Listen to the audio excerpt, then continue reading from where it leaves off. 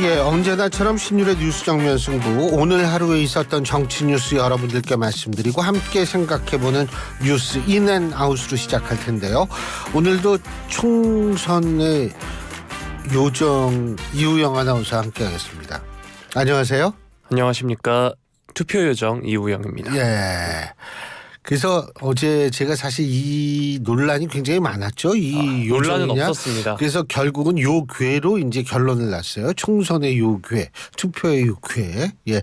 근데 어제 요괴 인간을 나밖에 모르대요. 제가 얘기했죠. 제가 직접 얘기했죠. 아니 요괴 인간이라는 만화 애니메이션이 있거든요. 그 나밖에 모르더라고. 딴 사람도 다 몰라요. 네. 그러다가 김수민 평론가께서 뭐 어렸을 적에 근데 그건 김수민 평론가인가요? 김민하 평론가인가요? 그래서 헷갈리셨잖아요. 김수민하 평론가입니다.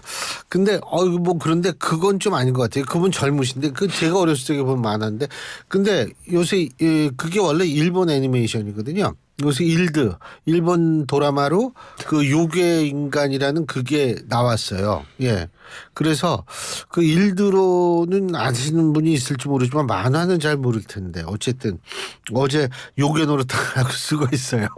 어제 이제 제가 요정이라고 밝힌 이후로 김영민 아나운서가 실시간으로 문자를 보냈더라고요. 네. 요정인 거 믿을 수 없다라고 그렇죠? 김영민 아나운서가 이야기를 했고 이후 이제 개표 방송 지나고 나서 제가 뉴스앤뮤직 진행할 때 모 청취자께서는 요정님 안녕하세요라고 제게 따로 인사를 전하시면서 그건 굉장히 성의가 있으신 분이네요. 그리고 네.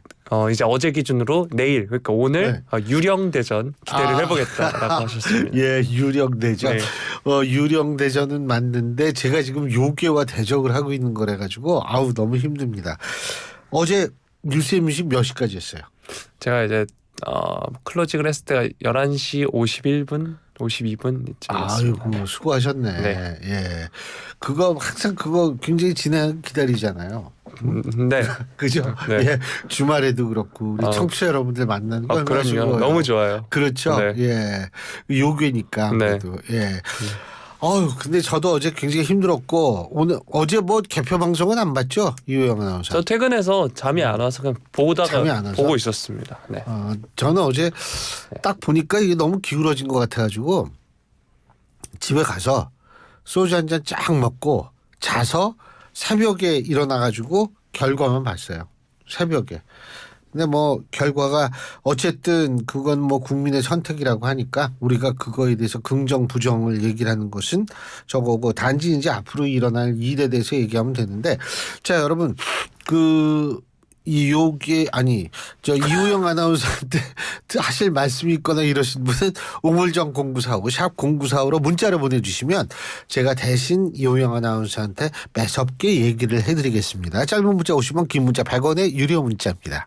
누가 요괴인지도 보내주시면 감사하겠습니다. 네. 예, 알겠습니다. 자 오늘은 어떤 얘기부터 해볼까요? 네. 오늘 뭐 총선과 관련된 소식으로 대부분 준비를 했는데요. 뭐 투표율 관련해서는 앞선 시간대 브리핑이나 뉴스로 많이 전해드렸을 테니까 관련 뉴스들 위주로 정리를 해드리도록 하겠습니다. 국민의힘 소식부터 다뤄볼 텐데요. 국민의힘 한동훈 비대위원장 오늘 총선 참패에 따른 책임을 지고 비대위원장에서 사퇴하겠다 밝혔습니다. 민심은 언제나 옳다. 국민의 선택을 받기에 부족했던 우리 당을 대표해 국민께 사과드린다. 이렇게 이야기를 했고요. 선거 결과에 대한 모든 책임을 지고 비대위원장직에서 물러난다라고 밝혔습니다. 또 우리가 국민께 드린 정치개혁의 약속이 중단 없이 실천되길 바란다라고 언급하기도 했고요. 총선 패배에 대통령실과 공동 책임이 있다고 보느냐 이런 질문에 대해서는 제 책임이다. 국민의 마음을 얻지 못한 것이고 그 책임은 오롯이 저에게 있다. 이렇게 이야기를 했습니다. 한 위원장이 지난해 12월이었죠. 김기현 당대표가 사퇴하면서 법무부 장관을 그만두고 이 비대위원장에 취임한 바 있습니다. 이후 총선 국면에선 총괄 선거대책위원장을 맡아서 선거 캠페인을 진두지휘했습니다. 그러나 이제 각종 정부발 논란 속에서 국민의힘은 참패로 평가받는 성적표를 받아들였는데요. 이후 계획과 관련해서는 특별한 계획이 있다라고 이야기는 하진 않았고요. 정치를 계속하는 것이냐 이런 질문에는 저는 제가 한 약속을 지키겠다라고 이야기하면서 향후 정치 행보 가능성을 열어둔 대답을 했습니다. 네, 이처럼 향후 정치 행보 가능성도 나오고 있는데 한 위원장은 총선 패배에 대해 본인의 책임이다 이렇게 이야기했지만 사실 여권 내에서도 대통령실의 책임도 있다 이런 비판이 나오고 있습니다. 어떻게 보시나요? 저는 이건 어디까지나 제 개인적인 의견임을 말씀을 드립니다. 한동훈 위원장이었기 때문에 이 정도라도 성적이 나왔다라고 저는 생각합니다. 저는 사실 이번에 한동훈 위원장한테 굉장히 제가 여러 가지로 여러 가지 측면을 발견할 수 있었는데 뛰어난 정치 감각에다 뛰어난 정치적 판단, 그러니까 다시 말해서 정치에 필요한 좋은 부분을 상당히 많이 갖춘 사람이에요. 그래서 저는 한동훈 위원장이 물론 본인이 책임지는 모습을 보이는 것도 사실 제가 볼 때는 굉장히 중요하고, 그렇지만은 그게 다 본인의 책임이라 그래야지 또 딴 사람 책임이라고 얘기하면 그것도 좀 보기가 그렇죠. 근데 저는 어쨌든 한동훈 위원장이 상당히 이번에 잘했고 열심히 했고 그만큼 결과는 나오지 않았지만 그래도 더 나빠지는 걸 막을 수 있었다라고 저는 생각하는 사람이고요. 대통령실에 책임이 있다. 책임이 있죠. 하나둘씩 따져볼까요? 한번. 대파 문제 있죠. 대파 문제. 그거를 대통령실에서 나서가지고 대파 문제를 먼저 선제적으로 막았어야 돼요. 그런데 실적이 오죽하면은 사실 중량이죠. 이승환 위원장이 오죽하면 문재인 정권 때 대파가 더 비쌌다 이 얘기를 먼저 끄집어내겠어요. 예? 오죽하면. 그러니까 대통령실이 저는 도대체 뭐를 했는지 모르겠어요. 저는. 예? 뭐를 했는지 잘 모르겠고, 그리고 사실 윤 대통령의 그 어떤 불통 이미지 분명히 있죠. 그리고 윤 대통령, 그래서 사실은 제가 이번에 분석해 볼 때에는 이게 판은 괜찮았어요. 그러니까 기본적인 선거 판은 괜찮았는데 이게 이 정도의 결과가 나온 데는 뭐냐면 윤 대통령의 어떤 이 부정적 이미지가 너무 강해서 윤 대통령을 지지하지 않는 사람들이 윤 대통령에 대한 그 비토의 정도가 일반적인 수준을 넘어서 굉장히 강고해졌기 때문에 그렇다고 저는 판단하거든요. 자, 그렇다면 대통령 이미지를 그렇게 놔둔 대통령실 책임이 또 있어요. 이미지는 만들기 마련이거든요. 근데 과연 대통령실이 뭐를 했는지 저는 잘 모르겠어요. 그리고 이게 정치인의 이미지는 하루 이틀에 만들어지는 게 아닙니다. 그렇기 때문에 이게 금방 또 바뀌는 것도 아니거든요. 그런 차원에서 보자면 지금부터라도 이미지를 좀 바꾸는 그런 이 일들을 해야 되는데, 뭐 대통령실 수석들 전부 그만두겠다고 그랬다며요. 저는 근데 한 가지 더. 이 한덕수 국무총리가 그만두겠다고 했는데 그건 제가 잘 이해를 못 하겠어요. 이 국정에 책임을 지는 사람으로서 책임지는 모습을 보이려고 하는지 모르지만 선거에 직접적인 관련이 없고, 제가 볼 때 한덕수 총리 그만두는 거 저는 반대입니다. 그런데 대통령실에 있는 수석들, 인사들 전 전부 그만둬야 된다고 봐요. 사실 대통령을 그만큼 보필을 잘 못했고 이미지를 그렇게 하는 데 있어서 책임 있는 사람들이거든요. 그래서 그렇고, 어쨌든 이번 총선에서 사실 솔직히 지난번보다는 좀 많이 선전을 했죠. 지난번 많이는 아니지만 몇 석 더 했는데 제가 볼 때는 굉장히 여권 지지자들의 입장에서 볼 때는 아쉬운 측면은 있는데 그 아쉬워만 하지 말고 도대체 어디에 문제가 있는지 객관적으로 따져가지고 책임질 사람 책임져야겠죠. 네. 자, 다음 소식 살펴보도록 하겠습니다. 조금 전에 이제 책임 얘기해 주셨는데요. 관련 소식 다뤄보도록 하겠습니다. 사실 총선에서 누가 이기냐에 따라서 패배한 쪽은 이제 당대표 혹은 비대위원장 자리가 바뀌기 마련인데요. 네. 앞서서 한 위원장의 사퇴 소식 전해드렸는데 그래서 이제 구원투수로 누가 등판할지 관련해서 관심을 모으고 있습니다. 한동훈 비대위원장이 오늘 사퇴를 하면서 개파색이 옅은 중진들이 전면에서 위기 수습에 나서야 한다 이런 의견이 나오고 있는데요. 특히 윤석열 대통령의 국정 운영 방식에 대한 국민의 불만이 쌓일 대로 쌓인 데다가 당이 이를 견제하거나 바로잡지 않고 오히려 끌려가는 모습을 보임으로써 민심 이반을 저지하지 못한 것이 참패 원인이다 이런 평가가 나오고 있습니다. 우선 5선 고지에 오른 나경원 전 의원과 4선에 성공한 안철수 의원이 차기 당권 후보로 거론이 되고 있습니다. 네, 나 전 의원의 경우에는 지난 3.8 전당대회를 앞두고 당대표 출마를 고민하다가 최종적으로 접은 바 있죠. 당시 친윤계 초선들은 불출마를 압박하니 연판장을 돌리는 등 대통령실과 친윤계로부터 집중적인 견제를 받기도 했습니다. 하지만 나 전 의원은 전국적 인지도가 있는 데다가 20대 국회에서 소수 야당의 원내대표를 맡으면서 리더십을 검증받은 만큼 참패 충격을 수습할 적임자다 이런 평가가 나오고 있고요. 안 의원 역시 38 전당대회에서 김장연대를 중심으로 한 친윤계 비토 공세에 시달리다가 고배를 마신 바 있습니다. 두 의원 모두 정권 심판론 바람이 거셌던 이번 총선에서 격전진 수도권 지역구를 기반으로 이제 생환에 성공을 한 인사기 때문에 향후 당내 보폭이 더욱 넓어질 것으로 보이고 있고요. 게다가 두 사람은 나란히 공동 선거대책위원장을 맡았습니다. 물론 결코 쉽지 않았던 지역구에서 의석을 확보했다는 점, 또 이번 총선 캠페인이 사실상 한 위원장 원톱 체제로 진행됐다는 점을 고려하면 패배에 대한 책임을 묻기는 어려울 것으로 보이고 있습니다. 또 낙동강 벨트 최대 격전지였던 경남 양산을에서 힘겹게 승리를 거머쥔 김태우 의원 역시 4선 중진인데다가 개파색이 뚜렷하지 않아서 당내 영향력이 한층 커질 것으로 예상이 되고 있고요. 또 윤석열 정부 초대 통일부 장관을 지낸 권영세 의원도 격전지였던 용산에서 5선에 성공하면서 당내 입지가 커질 수 있습니다.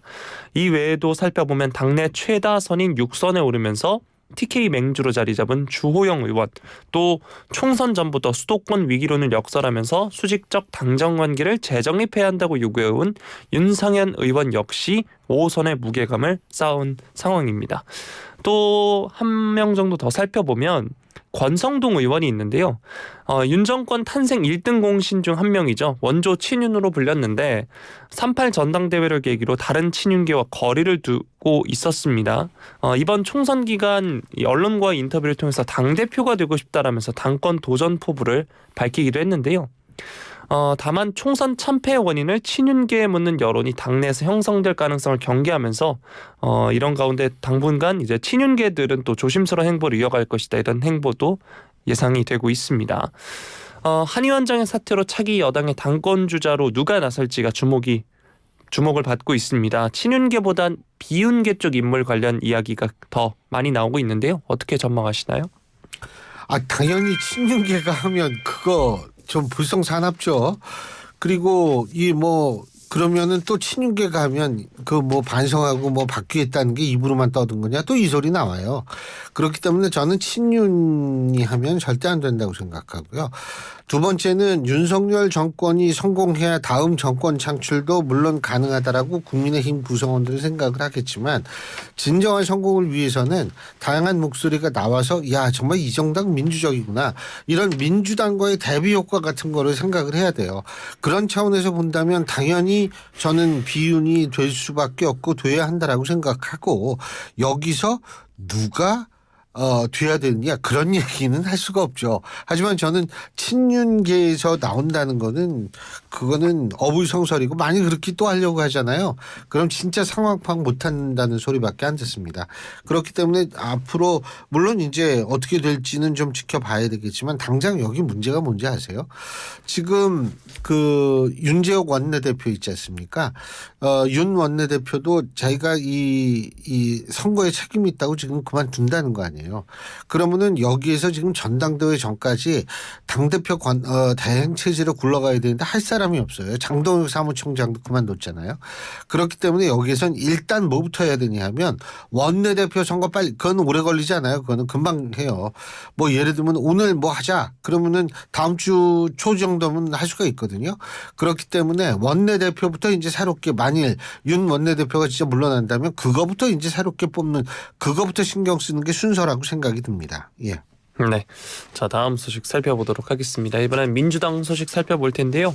국민의힘과 달리 이번 총선에서 압도적 과반 승리를 거두면서 다시금 거야로 거듭난 민주당 차기 지도부 선출 절차에 돌입한다고 합니다. 조만간.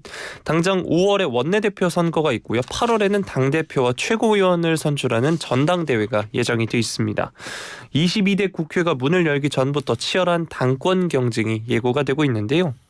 이재명 지도부가 총선 대승을 이끌면서 주류 친명계가 움켜쥔 헤게모니는 새 지도부 구성 과정에서도 막강한 힘을 발휘할 것으로 지금 예상이 되고 있습니다. 당권 다툼 자체가 친명계 내부 경쟁이 될 것이다 이런 전망이 나오고 있는데 차기 당권주자 후보군의 친명 다선 의원의 이름이 여럿이 거론되고 있습니다. 일단 서울 노원갑에서 5선 고지오른 우원식 의원, 마포을에서 4선에 성공한 정청래 의원 등이 대표적이고요. 당권 후보군에 속했던 비명계 다선 의원들이 공천 과정에서 줄줄이 탈당한 것 역시 친명계 지도부 재장악 가능성을 키우고 있습니다. 특히 비명계 좌장격인 4선의 홍영표 의원, 차기 당권 주자로 거론이 됐지만 앞서 지역구 경선에서 배제가 되자 탈당을 한 바 있습니다. 또 일각에서는 공천 파동으로 계파 갈등이 심각하게 노출된 만큼 비명계 내지는 계파색 옅은 인사가 지휘봉을 잡고 내부 통합에 주력해야 한다, 이런 목소리도 있습니다. 이런 맥락에서는 상임 공동선대위원장으로 총선을 이끌었던 김부겸 전 국무총리, 또 서울 중성동을에 도전했다가 공천 배제된 임종석 전 실장, 세 번의 경선 끝에 고배를 마신 재선의 박용진 의원 등의 이름이 오르고 있기도 합니다. 또 이와 함께 당헌 당규상 대표직 연임 불가 규정이 없기 때문에 이재명 대표의 당권 재도전에 불을 지피는 분위기도 감지가 되고 있는데요. 일단 170석이 넘는 당을 이끌어야 하는 데다가 원내 12석을 확보한 조국혁신당을 비롯해서 범야권 군소정당들과 연대와 공조를 추진하기 위해선 이재명 대표가 그동안 보여온 리더십이 필요하다, 이런 목소리가 나오고 있습니다. 이 대표 역시 8월 당대표 임기 만료 이후의 진로에 대해선 특별히 생각하지 않고 있다, 이런 입장인 것으로 알려지고 있는데요. 총선에서 승리한 민주당 이재명 대표의 연임 이야기가 지금 나오고 있습니다. 연임 가능성은 어떻게 보시나요? 제가 솔직히 얘기할까요? 전 여기 이 문제에 대해서 별 관심이 없습니다. 왜 그러냐 하면 뭐 민주당이 중요하지 않다 이게 아니고, 아까 전 깜짝 놀랐어요. 거기 뭐 비명계 얘기를 하는데 비명계 중에 몇 명 안 나왔어요. 거기 비명계. 그렇기 때문에 이 명실상부한 이재명 대표의 민주당이 됐는데, 그리고 이번에 또 총선에서 압승을 하지 않았습니까? 이런 상황에서 이재명 대표는 모든 면에 있어서 최소한 당내 문제에 있어서는 자유로울 수 있어요. 자기가 본인이 직접 나가든 안 나가든 확실한 거는 이재명 대표의 영향력 하에 전부 민주당이 있을 수밖에 없는 상황인데, 거기서 이 당대표가 누가 될까요? 이 관심을 갖는다는 거 저는 별 의미가 없을 것 같고요. 뭐 설령 간혹가다 있는 비명계가 당대표가 됐다라고 칩시다. 그래도 그거 큰 의미 부여하기 힘들어요. 그렇기 때문에 제가 볼 때에는 이재명 대표 이후에 누가 당대표가 되느냐, 뭐 일설에 의하면 이재명 대표가 다시 한번 뭐 해야 된다라는 얘기도 나오는 모양인데, 글쎄 그게 추대 형식이 됐던 뭐가 됐는지 전 그건 모르겠습니다만, 이재명 대표가 한 텀 더 하든지 안 하든지 큰 변화는 없다. 제가 분명하게 이런 말씀을 제가 드리고 싶고요. 이재명 대표 자체는 자신도 뭐 한 번 더 하는데 더 하든 안 하든 별 관심이 없는 것으로 보도가 됐더라고요. 그만큼 자신감이 있는 거죠, 이제 이 민주당이라는 정당의 장악력에 대해서. 그래서 저는 뭐 이거 누가 되지? 이거에 대해서 그렇게 큰 관심을 갖고 있지 않습니다. 그리고 제가 볼 때는 어쨌든 이제 조국 혁신당과 어떤 관계를 가질 것이냐 하는 그 부분을 우리가 좀 더 주목을 해야 될 것 같다고 보는데, 조국 혁신당 글쎄요, 뭐 어떤 분은 뭐 합당하는 거 아니냐, 천만에 합당 안 합니다. 그건 절대로 합당 안 하고요. 그 문재인 정권의 상징적인 인물과 손을 잡는다? 글쎄 그거는 이재명 대표의 입장에서 볼 때는 상상하기 어렵다고 보고요. 물론 조국 대표 입장에서 볼 때는 민주당에 들어가고 싶겠죠. 왜?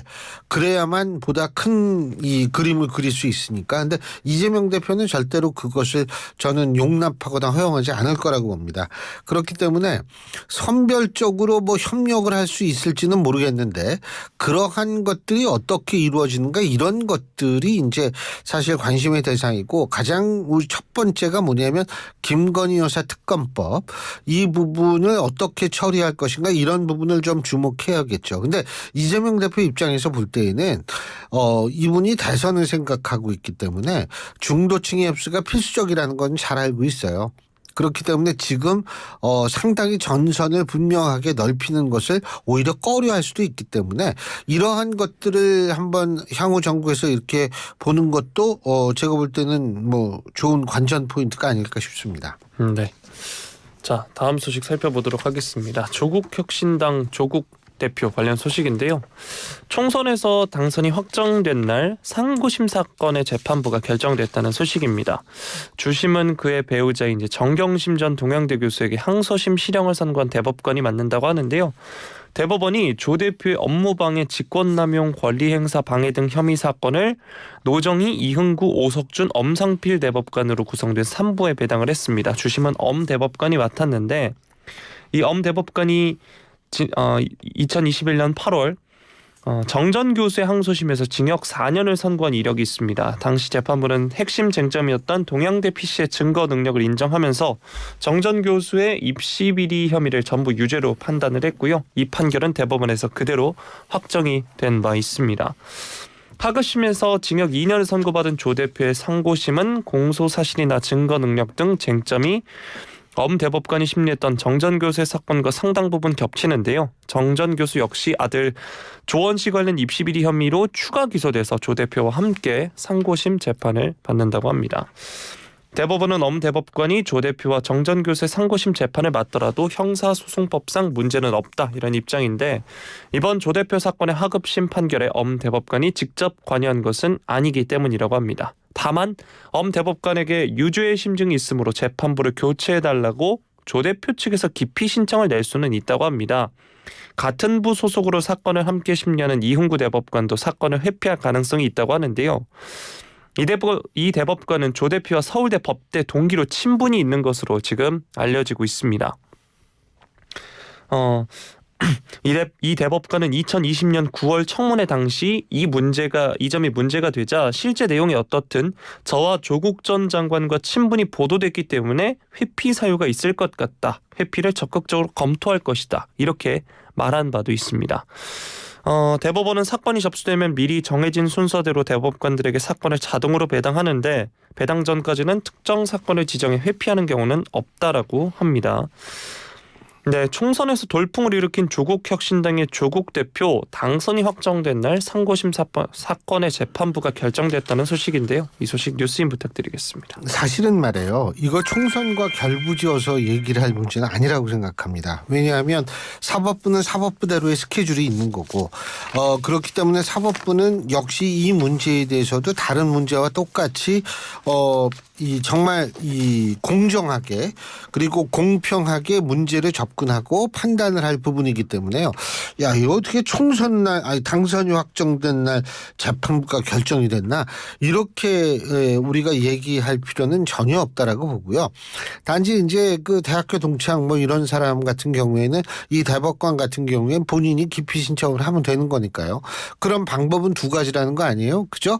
나머지 3명 가지고 할지 아니면 다른 사람을 다른 부에 배당을 할지 그건 모르겠는데 제가 생각할 때는 어쨌든 사법부는 사법부대로 이른 시간 내에 빠른 시간 내에 최종 판결을 내려줘야만 실제로 조국 대표도 앞으로의 어떤 앞으로의 계획을 좀 세울 수 있고 국민들의 입장도 사실 마찬가지거든요. 그리고 한 가지 참고적으로 만일 재판부에서 조국 대표의 실형 선고를 확정을 한다면 대법원에서 그렇다면 제가 볼 때 그 조국 혁신당의 의석수는 변함이 없어요. 비례니까 다시 승계하면 되는 거니까요. 그렇기 때문에 이제 저는 어쨌든 이거는 사법부의 스케줄대로 그냥 본인들이 아무런 생각하지 말고 그냥 하면 됩니다. 다른 사건하고 똑같이 처리하면 되는 거죠. 예, 요게 오늘 수고하셨어요. 고맙습니다. 예, 지금까지 투표 요정 이우영 아나운서였습니다.